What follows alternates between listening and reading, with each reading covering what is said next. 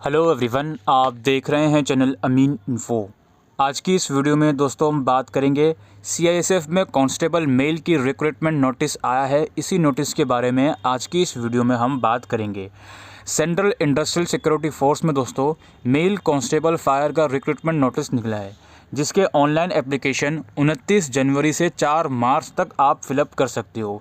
आज की इस वीडियो में हम देखेंगे क्या क्या एलिजिबिलिटी क्राइटेरिया है, क्या क्या सिलेक्शन क्राइटेरिया इसका रहने वाला है। तो चलिए शुरू करते हैं इस वीडियो को। अगर हम बात करें दोस्तों इसके रिक्रूटमेंट प्रोसीजर की, तो इसमें आपका फ़िज़िकल एफिशिएंसी टेस्ट होगा, जिसको पीईटी बोलते हैं। फ़िज़िकल स्टैंडर्ड टेस्ट होगा, रिटन एग्जामिनेशन होगा आपका, ओएमआर बेस में भी होगा, कंप्यूटर बेस में भी होगा, ठीक है। और इसके अलावा डीवी यानी कि डॉक्यूमेंट वेरिफिकेशन, मेडिकल एग्जामिनेशन आपका कंडक्ट होगा।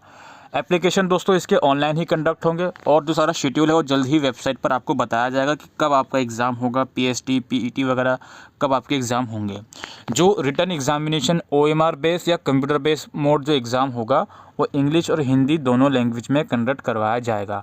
After completion of PET PST and written examination under OMR computer based CBT mode, state wise and category wise merit list will be drawn separately in respect of each state UT based on the performance of candidate in written examination and allotted vacancy to each state। यानी कि जब सारा exam PET PST वगैरह conduct हो जाएगा तो आपकी state wise, क्योंकि इसमें जो वैकेंसीज़ हैं वो अलग अलग स्टेट में अलग अलग वैकेंसीज़ हैं, तो मेरिट लिस्ट जो बनेगी वो स्टेट वाइज बनेगी, अलग अलग स्टेट के कैंडिडेट की परफॉर्मेंस की according. Vacancies will be filled up as per the vacancies available in various state. अभी आप वैकेंसीज की बात हम इसमें कर लेंगे, ठीक है।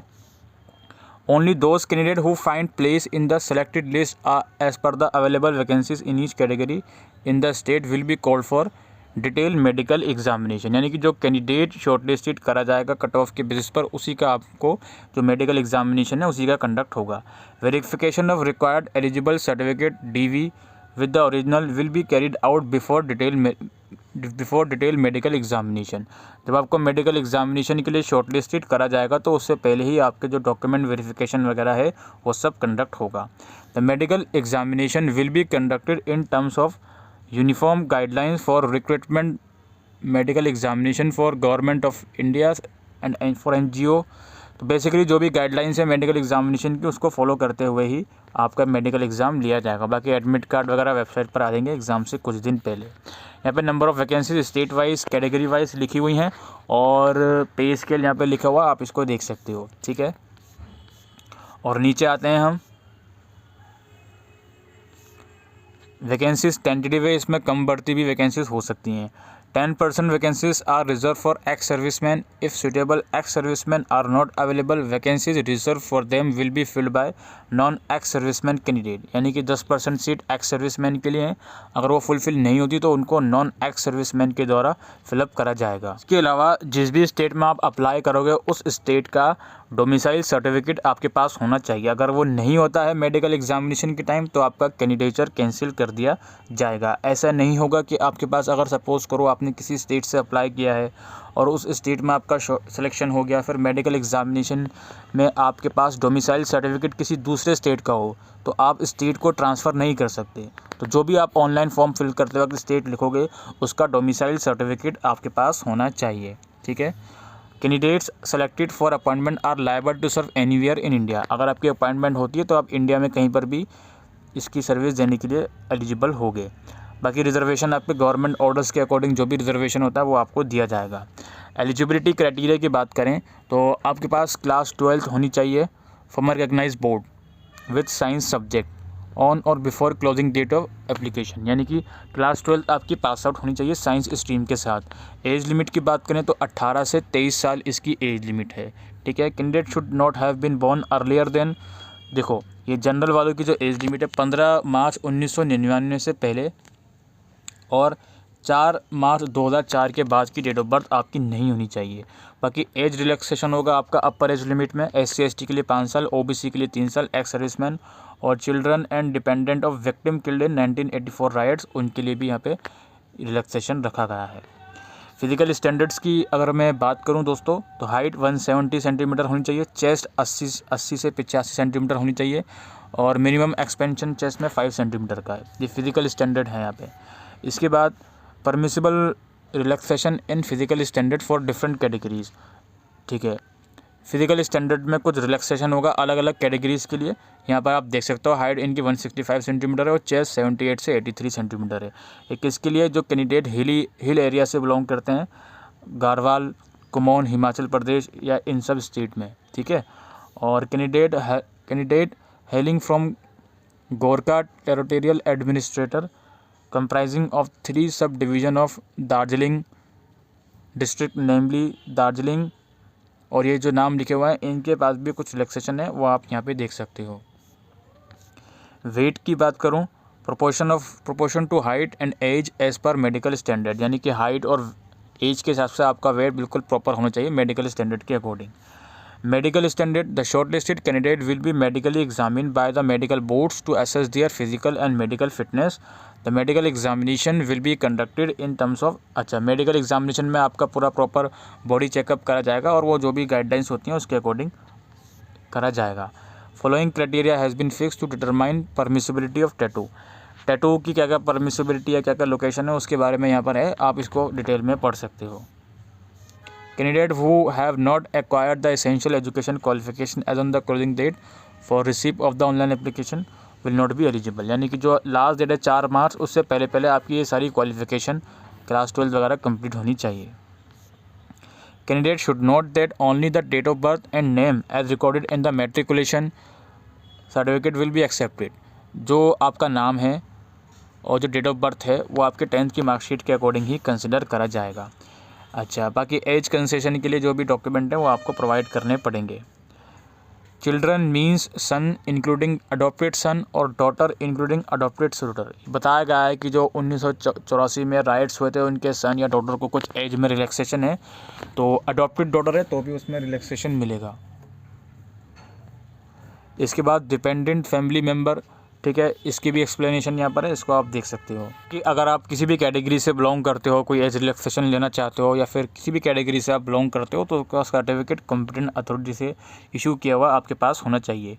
Candidate will be consider for recruitment in their respective state on production of valid domicile certificate. Domicile certificate भी आपको अप्लाई इशू करवाना पड़ेगा जिस भी स्टेट में आप अप्लाई करोगे। Caste certificate issued from other than domicile state of candidate will not be consider. Both caste and domicile certificate should be issued by the same state. आपके दोनों कास्ट सर्टिफिकेट भी और डोमिसाइल तो obviously same state का होना चाहिए। A candidate belong to SC/ST और OBC category on migration from one state to another state will have to make an informed choice whether to get the benefit of reservation in the state of origin or to appear as unreserved candidate from the state of migration. Such choice will have to be exercised by the candidate in the online application form. No request. Basically आपको बताना पड़ेगा, और आपका किसी एक state से दूसरे state में आप माइग्रेट कर रहे हो तो क्या आप उस स्टेट का जो भी रिजर्वेशन है उसका बेनिफिट लेना चाहते हो या फिर अनरिजर्व में अप्लाई कर रहे हो, या आप जब फॉर्म भरोगे तो उसमें आपके पास ऑप्शन आएगा। हाउ टू अप्लाई वाला सेक्शन है, अप्लाई आपको ऑनलाइन ही करना है इस वेबसाइट पर जाकर, जिसका लिंक आपको डिस्क्रिप्शन बॉक्स में देखने को मिल जाएगा। बाकी ये जो प्रोस्पेक्टस आपके सामने ओपन है, इस प्रोस्पेक्टस में थोड़ा नीचे आओगे तो डिटेल इन्फॉर्मेशन है, डिटेल प्रोफॉर्मा गिवन है, किस तरह से कहाँ पे कौन सी डिटेल आपसे पूछी जा रही है। ठीक है, फोटोग्राफ का क्या साइज़ होना चाहिए, सिग्नेचर का क्या साइज़ होना चाहिए, बाकी अदर रिलेवेंट्स डॉक्यूमेंट्स का क्या साइज़ होना चाहिए, उन सब की इन्फॉर्मेशन इसमें है। तो आप अप्लाई करने से पहले इस ब्राउचर को ज़रूर से पढ़ लीजिएगा। एप्लीकेशन फ़ीस 100 रुपये है, लेकिन जो कैंडिडेट SC/ST से बिलोंग करते हैं या फिर एक्स सर्विसमैन से बिलोंग करते हैं उनको कोई भी फ़ीस पे करने की ज़रूरत नहीं है। फ़ीस आप नेट बैंकिंग या डेबिट या क्रेडिट कार्ड के थ्रू पे कर सकते हो। ठीक है, अच्छा, बाकी यहाँ पे लिखा हुआ है लास्ट डेट वगैरह कब की, ये आप देख लीजिएगा। A candidate who register themselves by the closing date and time where the application are provisionally accepted are found to be in order as per the terms and condition will be assigned roll number and issue admit card। Basically admit card की बात यहाँ पे हो रही है कि आपको admit card दिया जाएगा जिसमें आपका जो भी प्लेस ऑफ एग्जामिनेशन और टाइमिंग है वो सब चीज़ें मेंशन हुई हुई आपको मिलेंगी। Department will not undertake detail scrutiny of applicant for eligible and other aspect of the time of PET and PST and written examination. As such, candidate will be accepted only provisionally. Basically आप जब form में detail भरोगे उसी detail के base पर आपको shortlisted करा जाएगा exam के लिए। बाकी एग्ज़ाम के टाइम पर अगर ये पता चला कि आपने गलत डिटेल दी है तो ऑब्वियसली आपकी जो कैंडिडेचर है वो कैंसिल कर दिया जाएगा। एडमिट कार्ड वगैरह वो सब चीज़ें आप जो इसकी वेबसाइट है वहाँ से डाउनलोड कर सकते हो। ठीक है। Recruitment procedure, physical efficiency test, physical standard test. All candidates who registered themselves in response to the advertisement by closing date and time and whose application are provisionally accepted and found to be in order will be called for appear in PET PST। तो recruitment procedure में पहला step आपका है physical efficiency test का और physical standard test का। जो भी लोग फॉर्म भरते हैं उनको PET और PST के लिए शॉर्टलिस्टेड करा जाएगा।